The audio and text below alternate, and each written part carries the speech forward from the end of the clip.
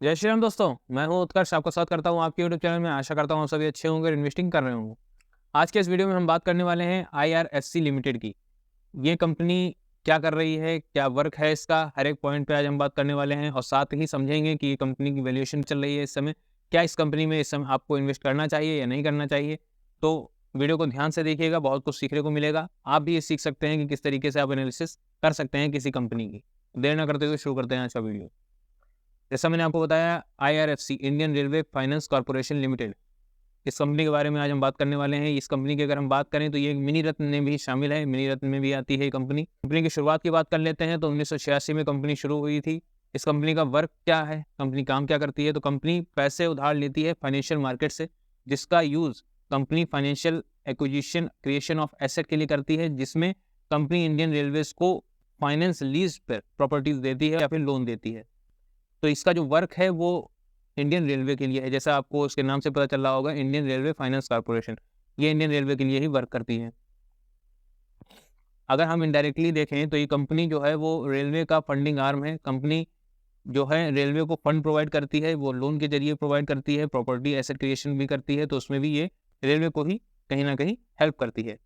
IRSC, जैसा मैंने आपको शुरुआत में ही बताया, ये एक मिनी रत्न कंपनी है, पब्लिक सेक्टर इंटरप्राइजेज है, जो कि मिनिस्ट्री ऑफ रेलवे के अंडर में आती है। साथ ही ये एक NBFC के रूप में भी रजिस्टर्ड है। तो यहाँ तक तो हमने जान लिया कंपनी की शुरुआत कब हुई, कंपनी वर्क क्या करती है। आगे जानते हैं कंपनी कौन कौन सी सर्विसेज प्रोवाइड करती है। Company financing acquisition rolling stock assets ये सर्विस प्रोवाइड करती है, leasing of railway infrastructure asset and lending to other entities under the ministry of railway, ये सर्विसेज ये प्रोवाइड करती हैं। कंपनी के क्लाइंट बेस की बात कर लेते हैं। कंपनी के पास जो अपने क्लाइंट बेस हैं, जिसमें कंपनी लोन्स प्रोवाइड करती है, उसमें कंपनी एक्सटेंड करती है अदर एंटिटीज़ में भी, जो कि मिनिस्ट्री ऑफ रेलवे के अंडर में आते हैं, जैसे कि RVNL और इरकॉन जैसे एंटिटीज इसमें आते हैं, जिसमें कंपनी लोन प्रोवाइड करती है, फंड प्रोवाइड करती है। कंपनी ने जनवरी 2021 में अपना IPO लेके आया था, जो कि एक सक्सेसफुली IPO रहा। इसमें काफ़ी अच्छा एक प्रॉफिट इन्वेस्टर्स को देखने को मिला। कंपनी की गवर्नमेंट ऑफ इंडिया से स्ट्रॉन्ग एक लिंक है, जिसमें गवर्नमेंट ऑफ इंडिया ने बोर्ड ऑफ डायरेक्टर्स को कंपनी के अंदर अपॉइंट किया है। यहाँ तक हमने समझ लिया कि कंपनी किस तरीके से वर्क कर रही है और गवर्नमेंट ऑफ इंडिया की इसमें क्या रोल रहता है। तो ये एक PSU कंपनी में भी काउंट होती है। बात कर लेते हैं फाइनेंशियल ईयर 21 में कंपनी ने $32 बिलियन का फंड रेस किया था, और भी कई फंड्स कंपनी ने रेस किए हैं। आगे बढ़ते हैं कंपनी के लोन बुक की। अगर हम कंपनी ने 2022 दिसंबर में जो इसकी लोन बुक देखने को मिलती है, वहाँ पे कंपनी ने टोटल 60,683 करोड़ 41 लाख का लोन प्रोवाइड किया है। एक अच्छा नंबर हो जाता है लोन प्रोवाइड करने का कंपनी का, जिसमें से 46% funding of rolling stock, 53% financing of railway projects, जिसमें रेलवे प्रोजेक्ट्स को इसने फाइनेंस किया है, और 1% कंपनी ने फाइनेंसिंग रिक्वायरमेंट ऑफ RVNL, जिसमें डेट की रिक्वायरमेंट हो सकती है, अदर भी किसी भी तरीके की रिक्वायरमेंट्स के लिए 1% का जो लोन है वो RVNL को प्रोवाइड किया है।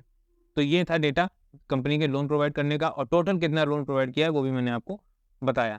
कंपनी की अगर बोरोइंग की बात कर लेते हैं तो फाइनेंशियल ईयर 2022 में टैक्सेबल बॉन्ड से 19 करोड़ 847 लाख के आसपास का यहाँ पे टैक्सेबल बॉन्ड से इन्होंने फंड रेज किया था। एक्सटर्नल कॉमर्शियल बोरोइंग में बात करें तो 12 करोड़ 4 लाख के आसपास का, और रुपी टर्म लोन में बात कर लें तो 42,900 करोड़ के आसपास का लोन देखने को मिलता है।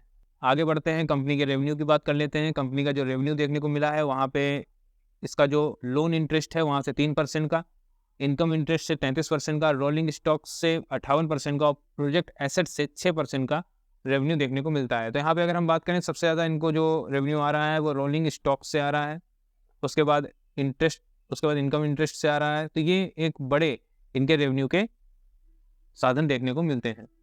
ओवरऑल कंपनी अच्छा वर्क कर रही है, कंपनी अपने प्रोडक्ट्स के ऊपर लगातार ध्यान दे रही है। कंपनी का जो वर्क है लोन प्रोवाइड करने का, कंपनी उसमें भी काफ़ी अच्छा परफॉर्म कर रही है। और जैसा मैंने आपको बताया, ये कहाँ से फंड रेज कर रही है वो भी मैंने आपको चीज़ें यहाँ पे बताई। ये सब चीज़ें आपके जानने के लिए इसलिए ज़रूरी है कि जब आप किसी कंपनी में इन्वेस्ट करते हैं तो आपको उसकी हर एक पॉइंट को जान लेना चाहिए। हमने यहाँ पे किस पॉइंट को पहले अभी हमने समझा है। हमने कंपनी कब इस्टेब्लिश हुई थी, कंपनी कब इनकॉर्पोरेटेड हुई थी, हर चीज़ को हमने समझा। कंपनी क्या काम करती है, कंपनी किस तरीके से काम करती है, कंपनी का क्लाइंट बेस क्या कहता है, कंपनी अगर मिनिस्ट्री ऑफ रेलवे के लिए या मिनिस्ट्री के लिए काम करती है, कंपनी PSU है या फिर प्राइवेट सेक्टर की कंपनी है, हर एक पॉइंट को आपको लिए जानना ज़रूरी है। जैसे ये तो पीएसयू कंपनी है, तो यहाँ पे जो चीज़ें थी वो मैंने आपके सामने रखी, कंपनी कौन-कौन सी सर्विसेज़ ऑफ़र करती है वो भी मैंने आपके सामने रखा। इसी तरीके से अगर आपको किसी भी कंपनी का एनालिसिस करनी है, तो वहाँ पे वो कंपनी क्या करती है, क्या उसका क्लाइंट बेस कहता है, किस तरीके की कंपनी है, या फिर पीएसयू कंपनी है या फिर प्राइवेट सेक्टर की कंपनी है, क्या उसका रेवेन्यू ब्रेकअप है, क्या उसकी बोरोइंग है, कितना उसके ऊपर डेट है, हर एक पॉइंट को आपको ध्यान में रखना चाहिए, उसके बाद ही किसी भी कंपनी की एनालिसिस हो पाती है। आगे बढ़ते हैं, कंपनी के प्राइस की बात कर लेते हैं। तो कंपनी का यहाँ पे 149 के आसपास का प्राइस चल रहा है जिस दिन ये वीडियो मैं बना रहा हूँ। कंपनी के पी की बात कर लें तो 32.2 का देखने को मिलता है। डिविडेंड 1.01% का कंपनी पे आउट करती है। रिटर्न ऑन कैपिटल एम्प्लॉयड 5.71% का है। रिटर्न ऑन इक्विटी 12.52% का है। तो रिटर्न ऑन कैपिटल एम्प्लॉयड की बात कर लें तो वो भी कम देखने को मिलता है। रिटर्न ऑन इक्विटी भी कोई खास अच्छा नहीं है। अट्रैक्टिव यहाँ पे दोनों ही रेशियो देखने को नहीं मिलते हैं।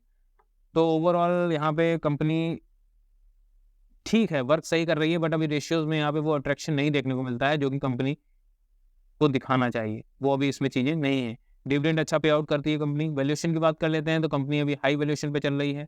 तो जो लोग भी अगर ये चाहते हैं कि इस कंपनी में इन्वेस्ट करें, क्योंकि ये कंपनी काफ़ी ट्रेंड में रही है, लोगों के आपने सुना होगा कि इस कंपनी में इन्वेस्ट कर दो, अच्छा प्रॉफिट होगा, कंपनी ने अच्छा प्रॉफिट दिया है। रिटर्न भी इसके हम आगे समझेंगे वीडियो में। तो अभी ये हाई वैल्यूएशन पे कंपनी है, आपको इसमें इन्वेस्ट करने के लिए अभी थोड़ा रुकना चाहिए, इन्वेस्ट नहीं करना चाहिए।